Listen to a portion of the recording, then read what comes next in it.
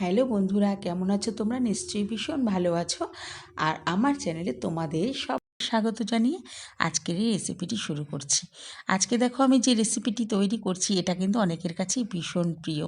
এটা হলো মানকচুর তরকারি। তো আমি সম্পূর্ণ নিরামিষভাবে এই তরকারিটি আজকে বানাবো, কোনো পেঁয়াজ রসুন ছাড়া আর কোনো মাছ ছাড়া। তো বন্ধুরা, তোমরা ভালো করে একটু লক্ষ্য করো যে আমি মানকচুর তরকারিটা আজকে আমি কি প্রসেসে তৈরি করব যাতে একটু গলা না চুলকোয়। তো আজকে একদম কিন্তু সহজভাবে তোমাদেরকে রান্নাটা দেখাবো। তোমরা কিন্তু ভিডিওটি স্কিপ না করে কিন্তু পুরো ভিডিওটা দেখবে, তাহলে কিন্তু তোমরা ঠিকঠাক প্রসেসে মানকচু রান্না করতে পারবে এবং কাটতে পারবে, এবং রান্না করার মধ্যে কি নিয়ম রয়েছে যাতে তোমাদের গলা না ধরে যায়, তার জন্য কিন্তু এই রেসিপিটি পুরো দেখতে হবে। তো দেখো বন্ধুরা, কত সুন্দর একটা রেসিপি হয়েছে। একটা তরকারি দিয়েই কিন্তু পুরো এক থালা ভাত খাওয়া যায়। তো চলো দেরি না করে ঝটপট রেসিপিটি শুরু করে দিই। দেখো মানকচুটা নিয়ে নিয়েছি। এই মানকচুটা কিন্তু মোটা করে চোকলাটা ছাড়াবো। তো মানকচুর চোকলা সবসময় মোটা করে ছাড়াতে হয়, এটা জেনে রাখবে। তো দেখো কচুগুলোকে আমি সুন্দর করে মোটা করে খোলা ছাড়িয়ে পিস পিস করে কেটে নিয়েছি। আর দুটো আলু কেটে নিয়েছি, আর এখানে একটা টমেটো কেটে নিয়েছি। তো দেখো সব জিনিসগুলো আমি কেটে তৈরি করে আগে থাকতেই রেডি করে নিয়েছি। এবার আমি একটা কড়াই বসিয়ে দিয়ে আমি কড়াইয়ে গরম জল বসিয়ে নেব। জলটা এরকমভাবে ভালো করে ফুটবে আগে, ঠিক আছে? ঠান্ডা জলের মধ্যে কিন্তু একদম কচুগুলো দিয়ে দেবে না।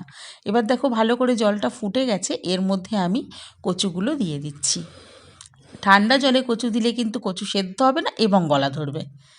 তো এটা কিন্তু মনে রাখতে হবে, এটা খেয়াল রাখতে হবে যে একেবারেই আমরা ঠান্ডা জলে কখনো কচুগুলো সেদ্ধ করব না, গরম জল ফুটিয়ে নেব।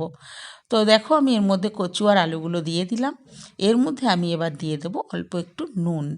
নুন দিয়ে আমি এটাকে সুন্দর করে সেদ্ধ করে নেব। সেদ্ধটা এমনভাবে করব যেন কচুগুলো পুরো গলে না যায়, আর একেবারেও যেন শক্ত না থাকে। মিডিয়ামভাবে আমরা এটাকে সেদ্ধ করে নেব। নুন দিয়ে দিলাম। তো এবার আমি একটু ঢাকা দিয়ে সেদ্ধ করে নেব। বন্ধুরা, অবশ্যই আমার চ্যানেলে যদি তোমরা নতুন ভিডিও দেখে থাকো তাহলে অবশ্যই আমার চ্যানেলটিকে সাবস্ক্রাইব করে রাখবে। সেদ্ধ হয়ে যাওয়ার পরে কড়াইতে তেল বসিয়ে দিয়ে জিরা তেজপাতা ফোড়ন দিয়ে সেদ্ধ করা কচু আলুগুলোকে আমি কড়াইয়ের মধ্যে ঢেলে দিলাম। দিয়ে এবার আমি এটাকে ভেজে নেব ভালো করে। এর মধ্যে দিয়ে দেবো একটু নুন আর হলুদ। নুন হলুদ দিয়ে আমি ভালো করে কচু আর আলুটাকে সুন্দর করে ভেজে নেব। দেখো নুন আর হলুদ দিয়ে দিয়েছি, দিয়ে একেবারে সুন্দর করে লাল করে কচু আর আলুটা আমি ভেজে নেব প্রথমে। এবার আমি এর মধ্যে কি মশলা দেবো একবার দেখিয়ে দিই। দেখো একটা গোটা টমেটো কেটে নিয়েছি, আর আদা কেটে নিয়েছি 1 ইঞ্চি মতো, আর 5টা লঙ্কা নিয়ে নিয়েছি, আর নিয়ে নিয়েছি একটু জিরে। তো এটাকে আমি আগে থাকতে ভিজিয়ে রেখেছিলাম। একটা গোটা মশলা দিয়ে রান্না করলে কিন্তু অসাধারণ রান্নাটা হয়। মশলাটা করে আমি ভাজার মধ্যে, কচু আলু ভাজার মধ্যে মশলাটা আমি অ্যাড করে দিয়েছি। দিয়ে আমি এবার আস্তে আস্তে মিডিয়াম ফ্লেমে গ্যাসটাকে রেখে কচু আলুটাকে মশলার সাথে একসাথে কষাতে থাকবো। খুব ভালোভাবে কষাতে হবে। এই কষানোটা কিন্তু মেন। কচু আলুর তরকারিতে এই কষানোটা সুন্দরভাবে কষাতে হয়, তাহলে গলা ধরার চান্স কিন্তু থাকে না। একেবারে প্রত্যেকটা স্টেপ বাই স্টেপ ঠিকঠাক ফলো করলে কিন্তু কচুর তরকারিতে কখনোই গলা ধরবে না। ভালো করে কষিয়ে নিয়ে এবার আমি দিয়ে দিলাম গরম জল। দেখো ঠান্ডা জল কিন্তু দেবো না, এখানে আমি ইউজ করলাম গরম জল। করে রেখেছিলাম গরম জল আগে থেকে, তো সেই গরম জলটাই আমরা এই তরকারির মধ্যে ঢেলে দিলাম। এবার দেখো আমি একটু ঢাকা দিয়ে দেবো 10 মিনিটের জন্য।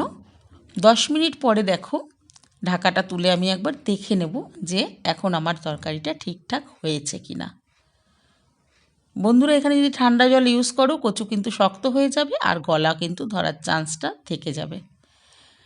আমার সেদ্ধ হয়নি, আরেকটুখানি হবে। আমি আরেকটুখানি ঢেকে নিয়ে আবার তুলে নিচ্ছি। তুলে নিয়ে দেখো এবার আমার তরকারিটা কিন্তু সম্পূর্ণই রেডি হয়ে গেছে। এবার এই যে তরকারির মধ্যে তেজপাতাটা দিয়েছি, এই তেজপাতাটা আমি তুলে কিন্তু ফেলে দেব। কারণ তেজপাতা বেশিক্ষণ তরকারির মধ্যে থাকলে একটা উগ্র তেজপাতার গন্ধ ছাড়ে। তো সেটা আমি তেজপাতাটা তার জন্য প্রত্যেকটা তরকারি থেকেই আমি ফেলে দেওয়ার চেষ্টা করি। দেখো সুন্দরভাবে কিন্তু কচুর তরকারিটা আমার রেডি হয়ে গেল। আমি কিন্তু এখানে কোনো গরম মশলা অ্যাড করব না কচুর তরকারিতে। একদিন কচুর তরকারিতে গরম মশলা না দিয়ে এরকম গরম গরম ভাতের সাথে একটু কচুর তরকারি খেয়ে দেখো কেমন লাগে। ঠিক এই প্রসেসে তোমরা যদি রান্না করো, না কচু খেলে গলা ধরবে, না কিন্তু কচু শক্ত থাকবে। একদম ঠিকঠাকভাবে দেখো আমার কচুগুলো কিন্তু গলেও যায়নি একেবারে, যে একেবারে মিশে ঝোল গাঢ় হয়ে একেবারে বাজে হয়ে গেছে দেখতে, আবার এমনও না কচুটা শক্ত খুব একটা রয়ে গেছে। দেখো দেখতে অসাধারণ হয়েছে। বন্ধুরা লাইক আর কমেন্ট করে দিও, অবশ্যই কিন্তু কমেন্ট করবে, কারণ তোমাদের এই কমেন্ট দেখে আমার রান্নার উৎসাহ কিন্তু আরও বেড়ে যায়। তো এরকম নতুন নতুন রেসিপি পেতে অবশ্যই চ্যানেলটিকে সাবস্ক্রাইব করো, আর ভিডিওটি বন্ধুদের সঙ্গে ভালো লাগলে শেয়ার করে দিও। টাটা।